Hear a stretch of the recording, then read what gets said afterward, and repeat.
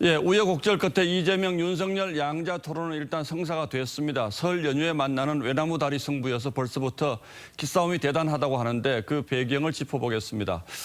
자, 오늘도 여당의 서주민 기자가 나와 있습니다. 자, 서 기자, 대선 후보들이 토론을 두고 이렇게 신경전을 벌이는 것도 참 이례적인 일인데 왜 이렇게 합의가 어려웠던 겁니까? 네, 이번 토론은 이 선관위에서 정한 법정 토론과는 또 별개로 진행하려던 거였죠. 이재명 후보가 먼저 양자 토론을 제안을 했고 이걸 윤석열 후보가 받으면서 전격 성사됐던 건데 이 법원이 이 둘만 하면 안 된다 이렇게 제동을 걸면서 양상이 좀 복잡하게 얽힌 측면이 있습니다.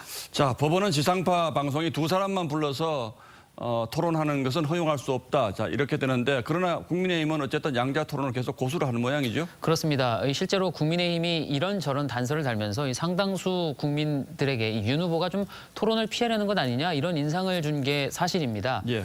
그럼에도 협상을 밀어붙인 건 안철수 후보를 염두에 둔 거라는 분석이 많습니다. 최근 안 후보의 지지율은 정체 또는 하락세인데 최근 조사에서 하나는 15%, 나머지는 10% 안팎입니다.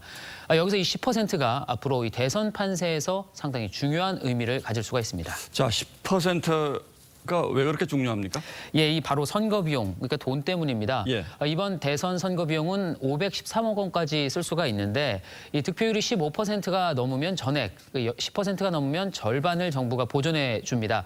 예, 아시는 것처럼 양당 모두 단일화에는 확실히 선을 긋고 있는데 안 후보의 지지율이 10% 아래로 내려가면 이 완주에 부담이 생길 수밖에 없는 겁니다. 현재 국민의당 재정 상황도 상당히 어려운 편으로 알려져 있습니다. 자, 그러니까 지금 추세가 이어지면 안철수 후보도 완주를 고민할 수밖에 없기 때문에 국민의힘 입장에서는 안철수 후보의 지지율을 묶어놓기 위해서 양자 토론을 고집했다냐 이런 분석이군요. 예, 그렇습니다. 이 안 후보가 10% 아래로 이 지지율이 묶이게 되면 이 중도에 포기를 하거나 이 설사 단일화 협상이 시작되더라도 유리한 고지에 설 수 있을 것이라는 게 국민의힘 판단입니다. 이 안 후보가 양자 토론에 대해서 설날 밥상을 독차지하겠다는 발상이라면서 격앙된 반응을 보이는 이유이기도 합니다. 이 안 후보로서는 일단 사자 토론에서 얼마나 이 존재감을 드러내느냐가 대권 가도의 중요한 변곡점이 될 듯합니다. 예, 안철수 후보 측이 방송금지 가처분 신청까지 낸 것도 이제 바로 그런 그렇습니다. 이유였던 것 같은데 어쨌든 국민의힘으로서는 이제 협상을 잘한 셈인데 민주당 입장에서 손익 계산해 보면 어떻습니까? 네, 이재명 후보로서도 이 지지율 정체 국면의 돌파구로 삼을 수 있는 기회가 필요한 상황이었습니다. 이 양측 모두 비현실적이라는데도 이 여권 일각에서 이 안철수 후보와의 단일화 얘기까지 나오는 것도 그런 답답함의 방증일 텐데 특히 최근 욕설 논란과 성남 FC 의혹 등 악재를 이 토론 국면으로 이 바꿔볼 수 있는 계기가 될 수 있기 때문에 이번 토론에 기대를 거는 분위기입니다.